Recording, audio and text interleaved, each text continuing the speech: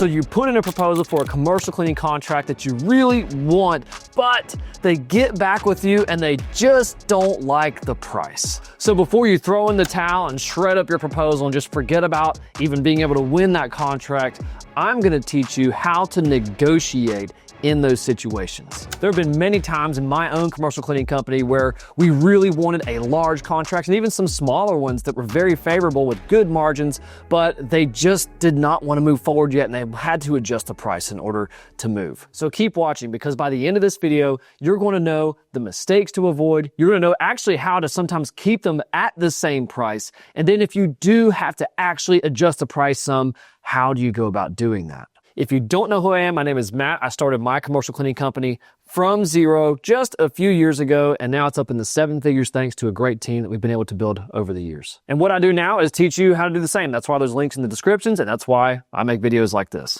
All right, so let's dive in, and first let's go over some mistakes that you need to be sure that you avoid before you start making any adjustments to a proposal and a price. And this first one is the one that is the most tempting, and it's the one that I see a lot of owners do, and it comes back to bite them later because all that they want to do is just win the account. So if the client comes back and they say, hey, it's too expensive, can you drop down to $3,000 a month? Sometimes they just accept that. And what ends up happening is it makes your original proposal not seem very honest, right? They might be thinking, well, you were going to be charging us $3,500 a month, but now you accepted $3,000 a month. Were you just going to rip us off? And ultimately what that reveals is that you don't think there was actual value in that price. And so that's the first mistake, is just adjusting the price only, which then opens up the second mistake, which is kind of on the other extreme end of the spectrum, which is not being willing to negotiate at all. Now, it's my personal opinion that there's almost always a deal to be made.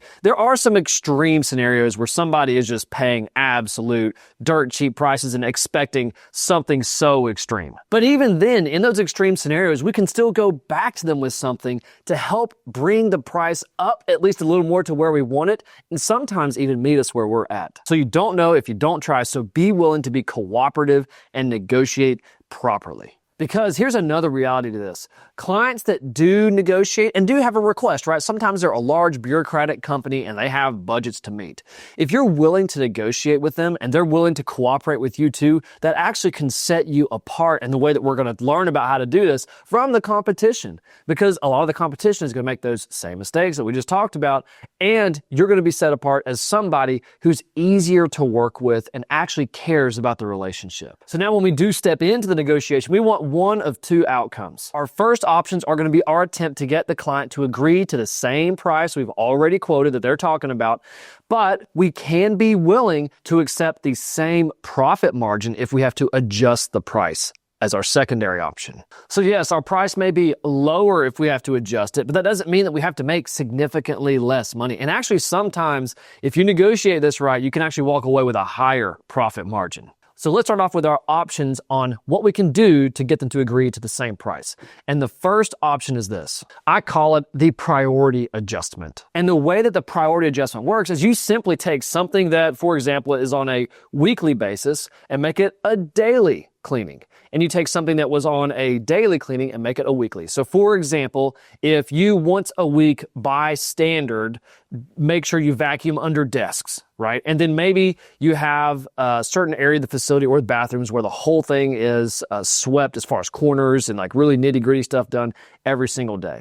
Well, maybe their main priority for some reason might be getting under these desks, right? You can always offer to swap that daily corner nitty gritty item with the weekly item. So we can make the under the desk daily, and we can make the corners and edges of that certain area weekly. And the reason that works is because you're trying to align your proposal with their priorities. Now, you should know that by the walkthrough, but sometimes they're looking through and there's things they forgot to tell you about, and you may have forgotten to ask about or just weren't aware of to ask when doing that walkthrough, and it comes up now at the time of the proposal. So whenever they come to you and say, hey, the price seems a little bit much, you can ask, well, what would you like to see done? Would you like this thing done more frequently, right? And they say yes or no, or you figure out what it is, right? And then if they say yes to that, you say, okay, okay, great. What we can do is we can swap these two things, right? That way it's getting done what you really want inside of your services. So that's a priority adjustment. It shouldn't affect your profit margins. It just makes the proposal match more of what they want. Now, your second tactic to try to get them to keep to that same price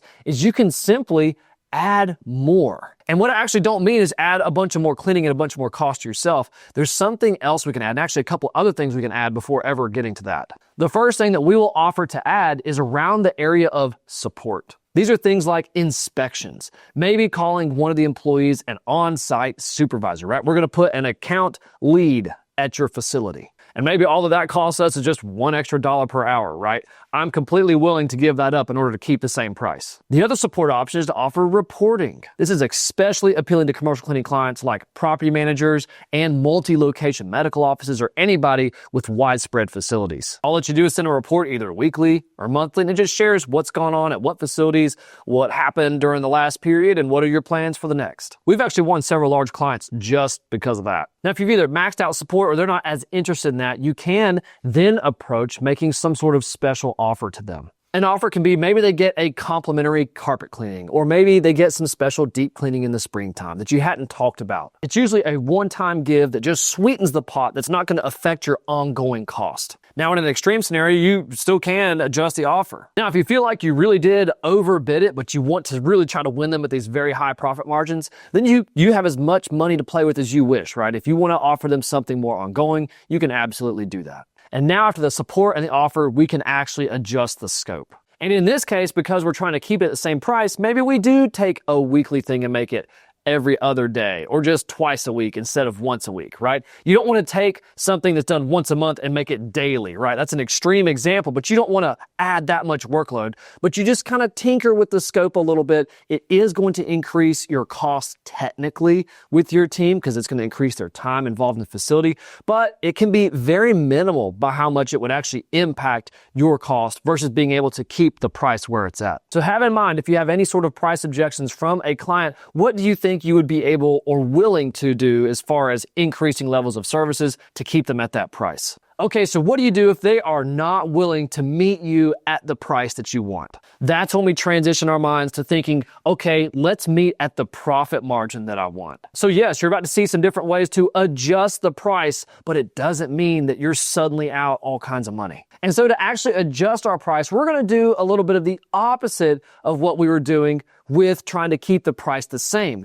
In this case, we're going to adjust some of the same things, but we're going to work our way backwards. And this is going to keep us from making that deadly mistake where we just take whatever price they throw at us and don't make any changes. So what you're about to see is the order that we negotiate within our company. But first, you've got a couple options here. You can either go at it from, if they've said, yes, we have to do $3,000 a month, then that's going to adjust the order, right? Or how fast you move through the order. Or if they're willing to hear you out, maybe you're trying to get them to meet in the middle, right? You can say, well, we can adjust this over here or this down or this up if we can do $3,250. Right, so it's kind of splitting the difference between 35 and 3,000.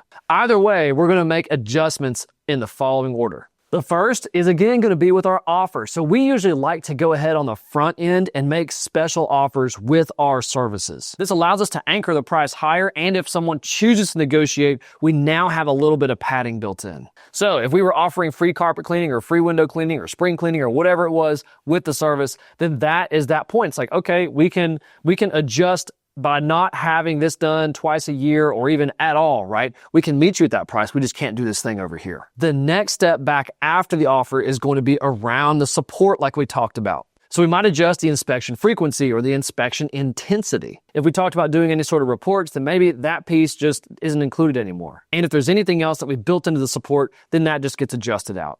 And the third order right here is actually one that I have not mentioned yet, and that is payment terms. If someone is really pressuring us on the price, then we will say, we can honor this. We've removed the offer. We've removed some support items, or we can just go straight to this one right here on the payment terms. We are just going to require that they pay us more so up front, right? Like ideally we get paid up front anyways, but it's going to be a lot more strict in this scenario. So none of this invoicing at the end of the month or net 30 stuff. If they're really going to be picky on their price and really picky with their budget, then we got to have our money up front. Another way to do this is with an installment fee. The way that works is if they just can't adjust their payment and their net and their terms on their end, and sometimes they want to, they just can't because of their company, they're usually willing to pay you up front a lump sum amount. And you just use that lump sum amount to help float your expenses until you start receiving the payments. And that offers you another negotiating piece in there. And so that's why now is the time to start adjusting the perpetual ongoing services. And just like before, when it comes to adjusting the scope, you can just reduce some frequencies of things.